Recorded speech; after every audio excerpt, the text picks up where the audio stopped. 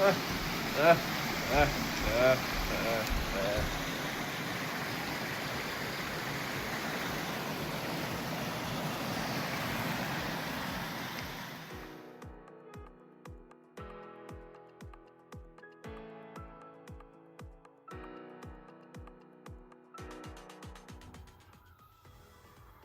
Hey, everybody.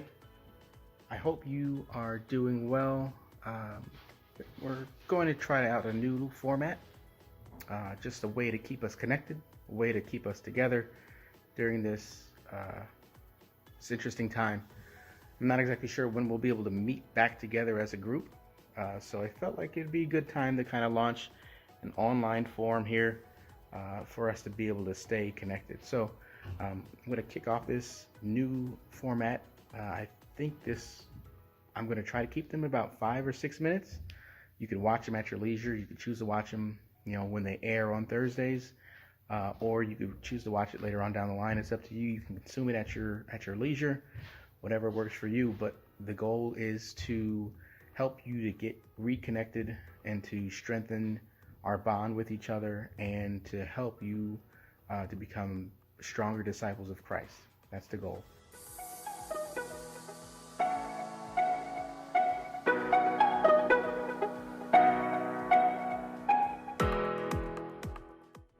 Um, but speaking of goals, that is the topic of our lesson for the next 4 weeks.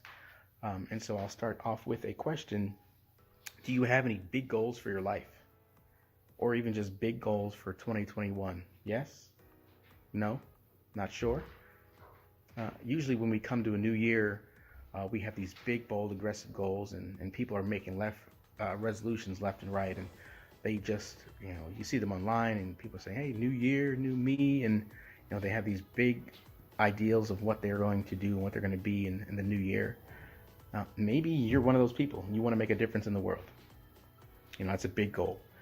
Maybe you just want to survive your little brother or sister who've been annoying you throughout this whole pandemic. Regardless, we should all set goals. And there's a guy in the Bible who also understood this because he had a big goal, and that big goal was inspired by a big problem. And the problem was that God's people, who were the Jews, they were in trouble. The city that they were from, Jerusalem, was falling apart, and they were in danger of being attacked by armies without a wall. And so that brings us to our text for this evening. It's Nehemiah chapter 1, verses 3 through 4. And you could look this over a little bit later when you get a chance, but I'll read it for you. The wall of Jerusalem has been torn down, and the gates have been destroyed by fire. When I heard this, I sat down and wept. In fact, for days I mourned, fasted, and prayed to the God of heaven. And that's Nehemiah verse 4. And so when Nehemiah saw that there was something going on, he didn't just jump right into the problem. He prayed, he mourned, he fasted. He saw that there was an issue. He had a God-sized problem, and he needed a God-sized goal in order to fix it. So Nehemiah prayed, and then he set a God-sized goal. And the goal was to find a way to rebuild the walls of Jerusalem so God's people would be protected, and God would be honored. And so that the question would be, what are the goals for your life? And admittedly, that could be scary.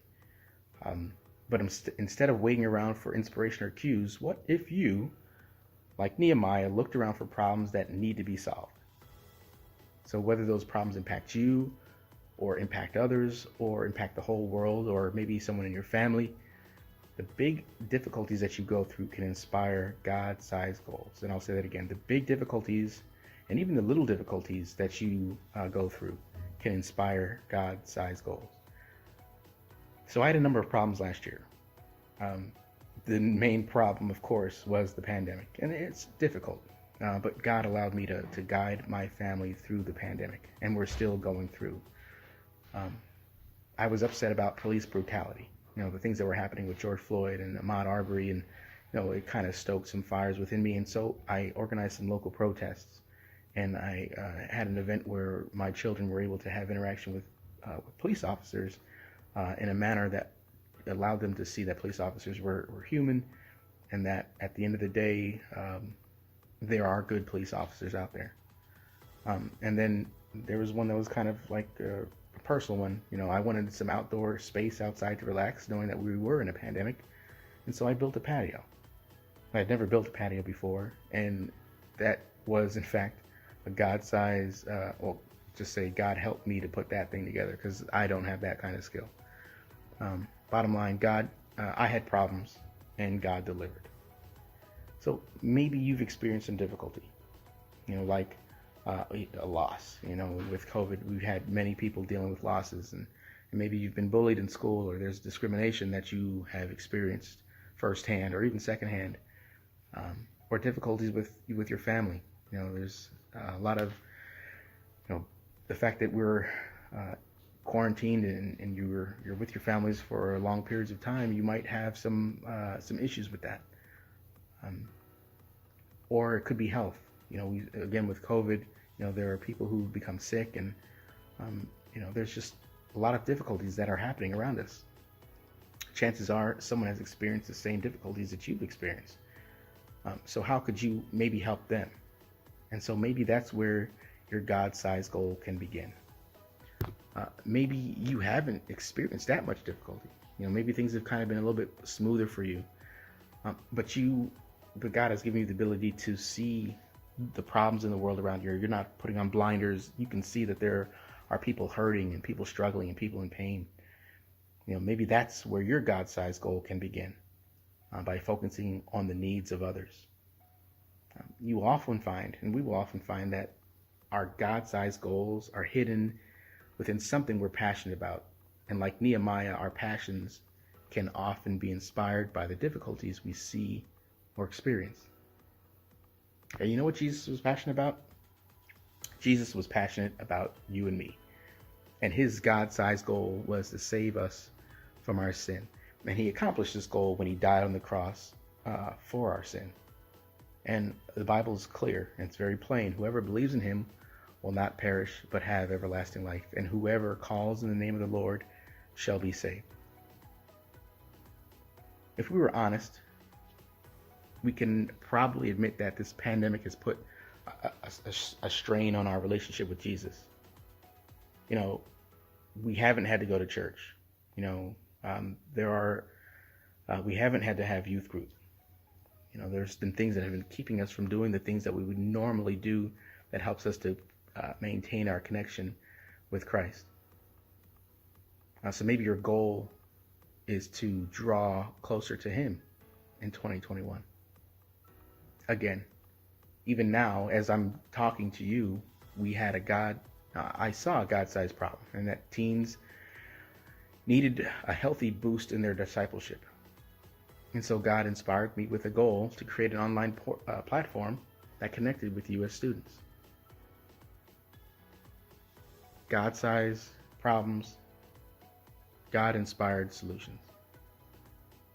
That's what Nehemiah had. Prayerfully, that's what you will have. And I believe that God will give you the ability to come up with solutions to those problems that you see. So before I sign off, here's what I want you to do. I want you to read Nehemiah chapter 1 and 2 before next week's lesson.